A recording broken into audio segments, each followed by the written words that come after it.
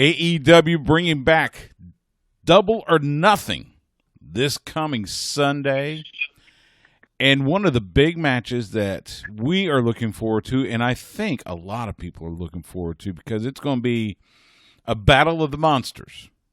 Miro, the brand new TNT champion, taking on a monster that, thank the good Lord, I think we're still on the good side of him. We've known him for a long time. He joins us now on the Vaqueros Cafe and Cantina hotline. He is the Murderhawk Monster Lance Archer. Follow him on Twitter at Lance Hoyt. Lance, my friend, it has been a while, but it's good to talk to you again. Definitely, man. I appreciate you guys having me back on. Let me ask you this. Let's start with this, because you came into AEW. You're paired with Jake the Snake Roberts, who is one of the best minds in wrestling, always has been. How has working with Jake been for you personally? I know you guys have known each other, but being able to work with him from week to week, how's that experience been? Well, he's very lucky that he gets to work with me. I'll say that much. No, I'm joking. I'd expect that from you, though. No, it's been amazing, and I think that's one of the biggest questions I get asked all the time, because he's Jake the Snake Roberts. He's the legend. He's the Hall of Famer. He is who he is. He's that iconic figure in wrestling, just the name, Jake the Snake Roberts. All you got to do is say Jake the Snake. And even if people don't know who Jake the Snake Roberts is, they go, Jake the Snake? Wait a second. Tell me about this guy, And I think his wealth of knowledge has helped me in so many tremendous ways. It's helped a lot of people in AEW, which has been the really cool part, because he is so wanting and willing to give, advice. Of course, he doesn't give too much advice. He gives all that to me, but, some other people will ask and he'll give them his thoughts and things like that. And then for me, I think one of the most valuable points that it's been in my career is his helping me with promos, helping me be able to speak, to get a microphone, and to convey my message in a fun, creepy, cool, very Jake the Snake way, but in a new 2021 Murderhawk Monster fashion. And I think that's been the coolest part about getting to work with him, because in almost 21 years, and coming up on 21 years in wrestling, you can always learn something. So don't take me wrong in saying that I can't from him or anyone else, because I've learned from the youngest kid in the company to the biggest legends that we have. But I really feel like that I figured out who the Murderhawk Monster Lance Archer was always supposed to be. So when I step in the ring, when I go over those ropes, when I start kicking some butt, I know exactly what I'm doing. Like I said, I can always learn. But the one place that I needed the most help with was promos, getting on that microphone. Like I said, I spent almost 9 years in Japan, and it was a very chaotic version of the Murderhawk Monster. It was literally post-match in front of a camera, just everybody dies, yelling and screaming and being as fierce and crazy as you could be, because the energy is what, caught the Japanese people's attention, because a lot of times they didn't fully understand what I was saying, because I was saying it so fast, and I was saying it so loudly, and I was saying it so, roughly, that, they didn't understand necessarily what I was saying, but they did understand the energy coming into the States. Well, now they can understand my words. So now I have to be able to speak well as being able to step in the ring and kick butt well. And I think that's where Jake has helped me the absolute most in my entire time with AEW. And I've noticed that, you and I have worked together on the independent scene here in Texas, and, you always had the scary presentation, but you add the flavor of Jake the Snake Roberts and the promos. I mean, dear Lord, it scares me sitting on my couch here in Austin. And again, I know you. I call you a friend. We've worked together, so I get it. And you can hear kind of the difference that you have put in, with Jake's advice. I totally get that. You just mentioned, your time in Japan. You were well known, of course, New Japan Pro Wrestling, multiple time tag champ, U.S. champ, everything. We have seen, as Tony Khan says, the forbidden door. And we've seen a lot of New Japan talent with Yuji Nagata and Kenta. Rocky Romero's there, he was on AEW Dark Elevation. Is there other New Japan talent that you personally, with your history there, that you would like to see? And the first name that comes to my mind is the man who you used to fight for, Minoru Suzuki. Yeah, I mean, I think that's been one of the cooler aspects, especially more recently with AEW, is, as Tony Khan said, that forbidden door has been blasted open.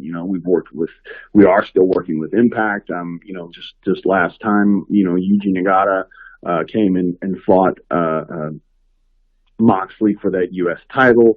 I think it's one of those things that I think it's a really cool experience, because you just never know right now in this day and age of wrestling where, in the history, there's been some times where different people from different companies would show up and it was all about the who jumped ship moment. And now I think it's more just about, well, whose ship's going to show up and fight our ship, that battle on the sea, the old pirates versus the armies of the past. I don't know what else I'm trying to describe here, but you know what I'm saying? It's like, you never know who from New Japan is going to show up. You never know who from Impact's going to show up. Heck, you never know who from Ring of Honor could show up. You just don't know, and I think that's what makes AEW television so much fun right now, because we do have an amazingly thick, great, talented roster that can go toe-to-toe with anybody in the world from any company in the world, and it can happen. So the idea of Minoru Suzuki showing up, or Okada showing up, or Tanahashi showing up is a real possibility, and I think that makes it really cool for the fans that are watching at home, along with, obviously, Impact and the guys that have come there, and the history that I have with Gallows and Anderson, from my time in Japan. Now they're with Impact, and then they showing up with Kenny Omega and things like that, and our guys going over and showing up on Impact and whatnot. And, Impact recently, I think, had, I think it's Kojima showing up this week or something like that. I just saw some announcement from them. Kojima's going to be there. So it's just fun, I think, for the wrestling fans to see all these forbidden doors opening up and the possibilities that exist. So it's really cool. Like I said, we had Kenta, who showed up in New Japan, and I fought in it was a tag match, but it kind of felt like a four-way.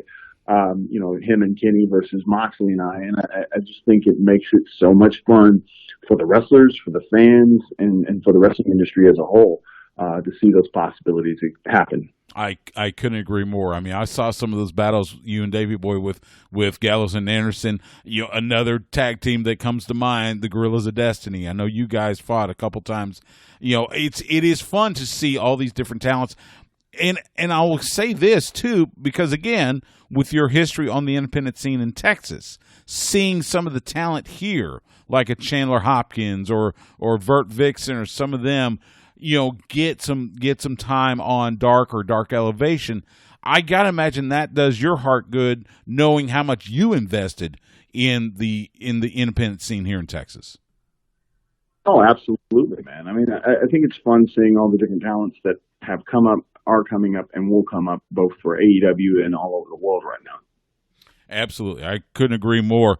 Let me ask you this. AEW announced they're going back on the road in July, and yep. I got, and it did my heart good. You've got the show in Miami on July 7th, mm-hmm. but then yep. the first AEW show on the road outside of Florida just happens to be right here in Austin, Texas, a place you are yep. Intimately familiar with. And then the next week, you go up to the DFW area, another, yep. your home basically, in Garland.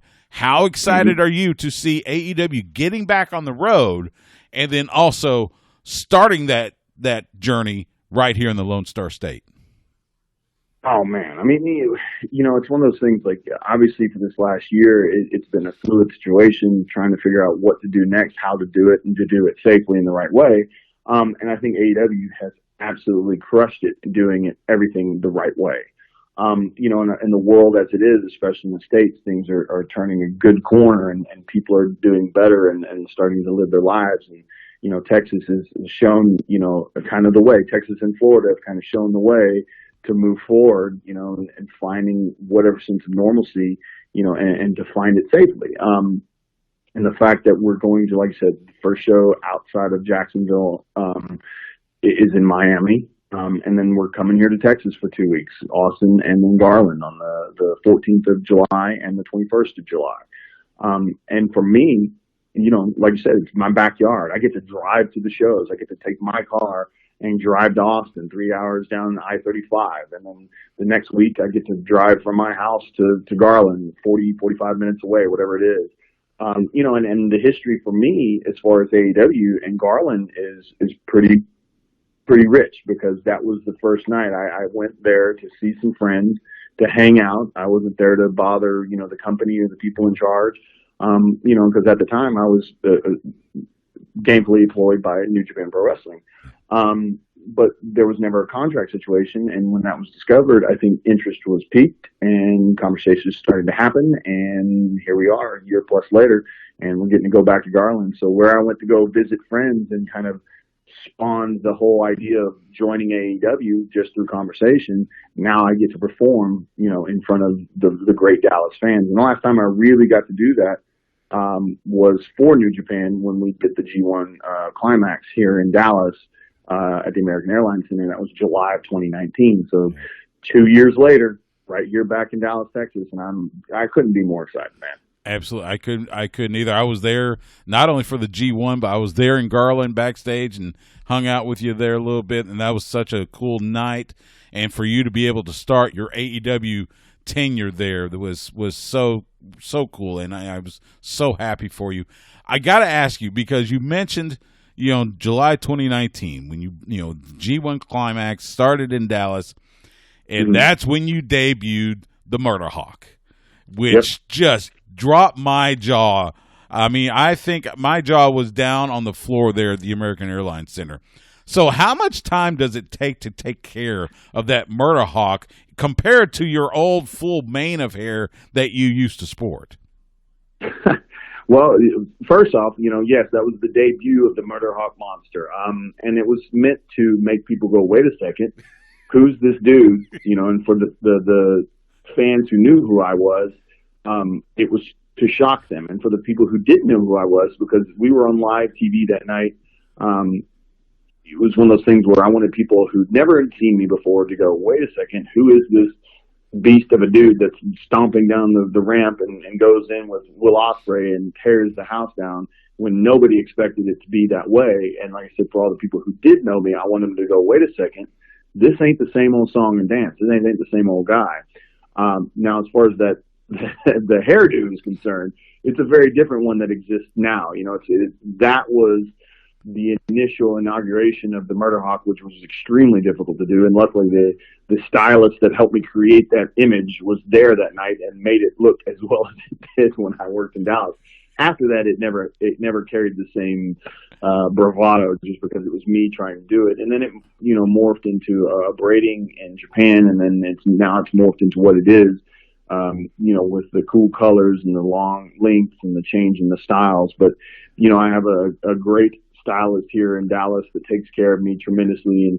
And, again, through this entire crazy pandemic, she and I safely would meet up, and she would take care of the hair, and I would go to work, and it was always a lot of fun. So, I luckily don't have to do it myself. Otherwise, you wouldn't be seeing the cool, crazy hair that is the Murderhawk Monster's murder braid, or whatever you want to call it. I just remember we did press the previous day, and you still had the full mane of hair. I'm there with Cowboy Johnny Mantell, Texas wrestling legend, and we were enjoying seeing that and watching you glare at everybody. And then the following night, there we are sitting in AAC. And like I said, yeah, if your intention was to shock and awe, mission accomplished. I will tell you that. We're talking with Lance Archer here on Sports Guys Talking Wrestling. All right, Lance, before we get to Sunday, I got to ask this. My co-host, Justin Simmons, we've worked together. You know how his mind sometimes goes a little off rail. So he sent me this to ask you. Okay. You have an extraordinary cavalcade of culinary exploration. But he wants to know how you came up with the combination of hot dogs and peanut butter. That was just kind of it's kind of like the same thing. Like the thing that seemed to catch everybody off guard was the tuna and peanut butter. And I use the sweet and spicy tuna, and I mix a little bit of peanut butter and I eat it. And it's just kind of a quick, easy, healthy snack. The peanut butter has its sugars and things like that in it, but you don't use too much. It's got the healthy fats and things like that, plus a little bit extra boost of protein. And it's just a quick, easy snack, that you dive into. Well, I think there was one night I was home. I didn't have any tuna. And I just, I know how insane the internet loves to react to silly things like that. And I was like, what do I have that, because I didn't feel like cooking up a whole steak, and I didn't feel like cooking up, chicken and doing whatever that I could cook up. And I think it was kind of late too. And I was like, oh, man, I got these hot dogs, man. I can, I can chunk them in the microwave. They're all beef, 100% beef hot dogs. And I was like, you know what? And I think at first my plan was to use like honey mustard or something like that. And then I was like, you know what? I'm going to use peanut butter because I like peanut butter and I like hot dogs. So it can't be that bad. And then I knew that the internet would lose their minds when they saw it, which pretty much did. So that's kind of how that came about. Again, mission accomplished. I mean, I'm the same way. Hey, look, I like hot dogs. I like peanut butter. I'm not sure I would have ever even thought about putting them together. But hey, to each their own. One of these nights, I told you this before. One of these nights, I do want to do a sushi thing with you because you know your sushi. So maybe either when you're here in Austin or we're up in Garland, we may have to find a way. I'll buy you sushi, but let's go do some sushi together. All right. All right. I appreciate that. All right. So let's get to the match on Sunday. You are taking on Miro for the TNT Championship. You look at Miro. He has finally embraced that, Bulgarian brute, the Bulgarian monster that he is. And as I called it something a little bit different. I know you did, but this is on the radio, so we got to be nice, or at least do a PG.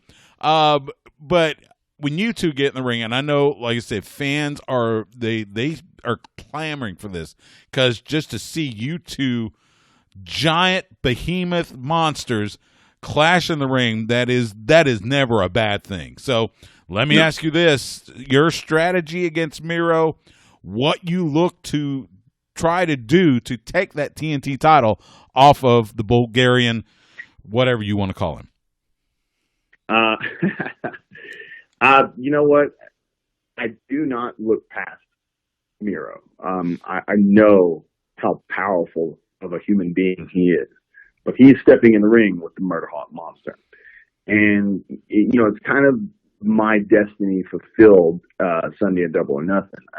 And I think it's just fitting that it's going to be in front of a sold out crowd. Our first no limit sold out audience, at Double or Nothing at Daly's Place in Jacksonville, Florida on the 30th.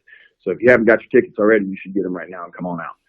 But, a little more than a year ago now, if you just go date to date, Cody and I fought for the inaugural TNT Championship. And, I ran through his brother, Colt Cabana, and I started off my debut against Marco Stunt, that tough little son of, what I'm saying.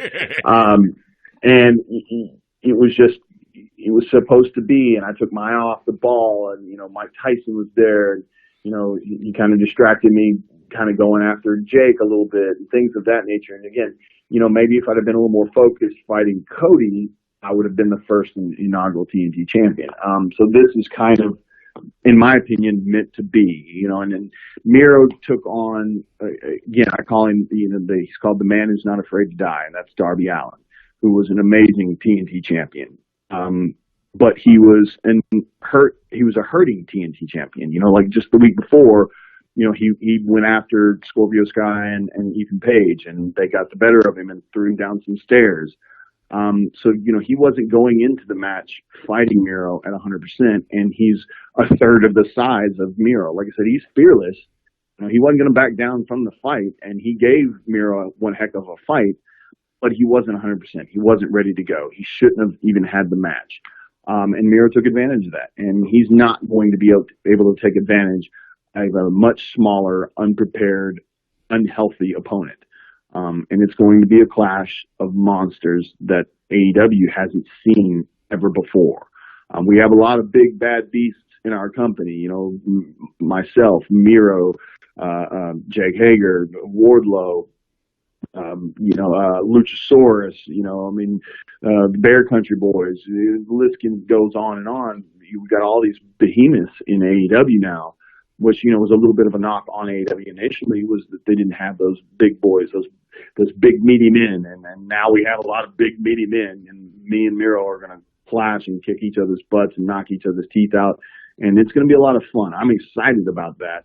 And I think the fans should be too. And I think the fans that are going to see that live and the fans that are watching on pay-per-view are going to be in awe of what these two beasts, the best man Miro and the Murderhawk Monster Lance Archer, is going to do for that TNT Championship. I couldn't agree more. AEW Double or Nothing this Sunday. Get it on BR Live. If you are wanting to go there, AEWTIX.com for your tickets. They're at Daly's Place in Jacksonville, Florida. Lance, as I said, you've been one of our dearest friends from the very beginning of this show. We appreciate it. We love you. You know you're welcome anytime. But for now, be well, be safe, and looking forward to see you on Sunday. Thank you very much. And be sure to let your fans know that Friday night Dynamite happens 10 p.m. Eastern, 9 p.m. Central on TNT. That's right. We'll let them know. Thanks, Lance. Thank you.